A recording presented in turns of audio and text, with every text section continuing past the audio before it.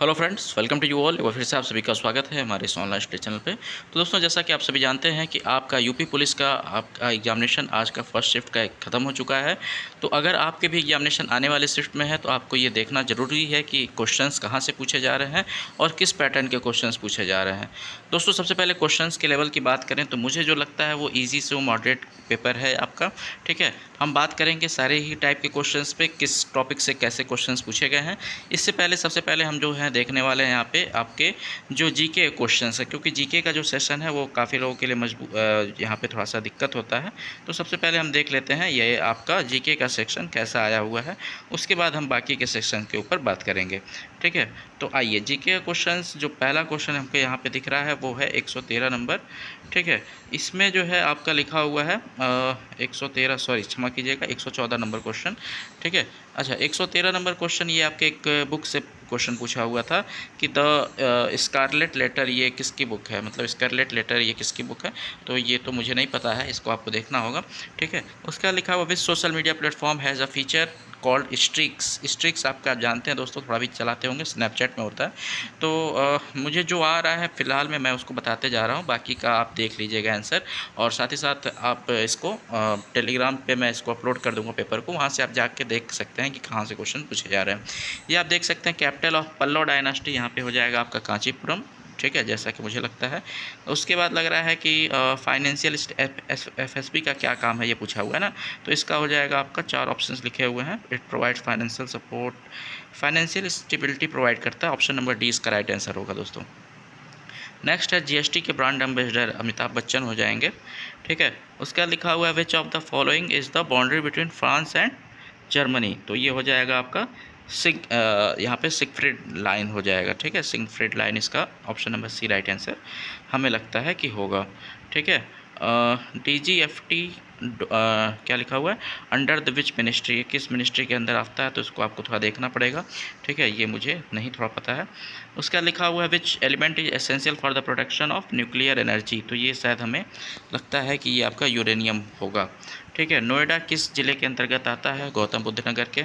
ठीक है, डाक दिवस पूछा हुआ है, देख लीजिएगा आप। जून 2024 तक संघ गृह मंत्रालय के प्रमुख कौन थे। तो दोस्तों, इस क्वेश्चन का आंसर कौन नहीं जानेगा, ये भी आपका राइट आंसर हो जाएगा।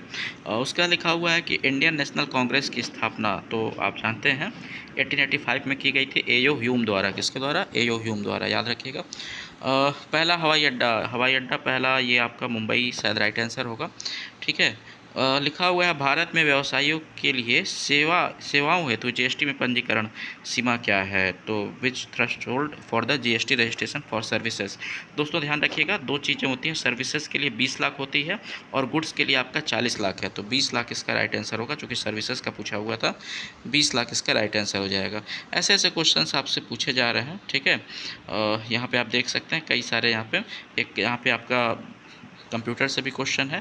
ठीक है, क्रोशिया की कैपिटल पूछा हुआ है, तो क्रोशिया की कैपिटल आप सभी जानते हैं दोस्तों, जाग्रेब हो जाएगा इसका राइट आंसर। इस टाइप से क्वेश्चंस आपसे पूछे जा रहे हैं। ठीक है, यहाँ पे लिखा हुआ है भारत के किस पड़ोसी देश को थंडर मतलब थंडर ड्रैगन की भूमि कहा जाता है। शायद इसका आंसर आपका देख लीजिएगा। ठीक है, ये सब तो आप सभी पढ़े होंगे, आसान आसान से क्वेश्चन है। कौन सा यहाँ पे सोशल मीडिया नहीं है, गूगल राइट आंसर होगा। इस टाइप से आपसे क्वेश्चन पूछा गया है। तो देख सकते हैं काफ़ी, मतलब ये भी कुछ कहा जाए कि ईजी टू मॉडरेट ही क्वेश्चन था। प्रायद्वीपीय भारत की सबसे लंबी नदी का नाम पूछा हुआ है। ये सारे आपको मैंने पढ़ाए भी हुए हैं और आपने देखा भी हुआ है। ठीक है, कई सारे वीडियोज़ में मैंने इसको बताया है। चलिए, अब हम बात करते हैं आप यहाँ पे रीजनिंग के क्वेश्चंस कैसे आए हुए हैं। तो रीजनिंग में जैसा कि मुझे लगता है, यहाँ पे आप देख सकते हैं क्वेश्चंस यहाँ पे पूछा गया है जो कि डायरेक्शन से है, डिस्टेंस से है। उसके बाद एक क्वेश्चन आपका पाई चार्ट दिया हुआ था, इससे पूछ दिया, डीआई कह सकते हैं। कथन निष्कर्ष से आपसे क्वेश्चन पूछा हुआ है। बाकी का यहाँ पे कौन सी आकृति अलग होगी ये लिख करके पूछा हुआ है। ठीक है, यहाँ पे कोडिंग डिकोडिंग है। उसके बाद ब्लड रिलेशन के क्वेश्चंस हैं दोस्तों। उसके बाद P/Q है, तो T/2 मतलब एनालॉजी टेस्ट एक तरीके का क्वेश्चन आया हुआ है। ठीक है, उसके बाद एनालॉजी ही के क्वेश्चन ज़्यादातर दिख रहे हैं।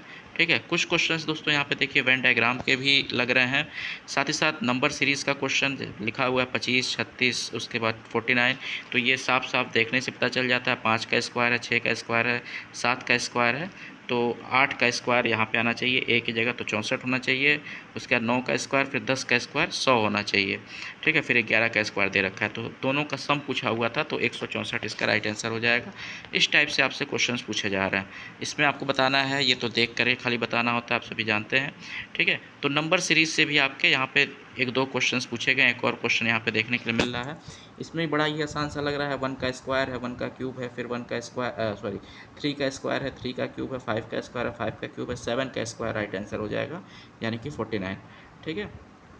इस टाइप से आपका, उसके बाद डिक्शनरी में अल्फ़ाबेटिकल ऑर्डर में आपको अरेंज करना है।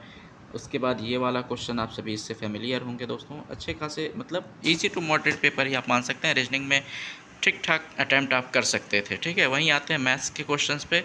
तो मैथ में आप जैसा कि देख सकते हैं, यहाँ पे प्रॉफिट लॉस का क्वेश्चन हमें दिख रहा है, ठीक है। उसके साथ साथ प्रॉफिट लॉस के साथ साथ यहाँ पे रिमाइंडर थ्योरम यानी कि नंबर सिस्टम से आपका क्वेश्चन है। उसके बाद ऐसे क्वेश्चंस आपसे पूछे गए हैं, इसमें भी काफ़ी इजी हैं। ये CISI का है कि 12.5 की दर से धनराशि कितने समय में दोगुनी हो जाएगी। तो सिंपल सा क्वेश्चन है, 12.5% का। ये तो याद अगर आप लोग लगाते होंगे तो याद हो गया होगा, 8 वर्ष में दोगुनी होती है, ठीक है, कुछ करना नहीं होगा। ऐसे आपके क्वेश्चंस पूछे गए हैं दोस्तों, और काफ़ी इजी है। एक बार मैं इसको अपलोड कर दूंगा, आप एक बार सारे क्वेश्चंस के गो थ्रू हो लीजिएगा, और एक बार इस क्वेश्चंस को अगर आप सॉल्व कर लेते हैं तो मुझे लगता है कि आपको अपकमिंग जो भी शिफ्ट है उसमें जो है आपको हेल्प ज़रूर मिलेगा, ठीक है। हिंदी के भी क्वेश्चंस इसमें आपको देखने के लिए मिल जाएंगे, सारे को मैं अपलोड कर दूंगा, वहाँ से आप देख लीजिएगा। धन्यवाद।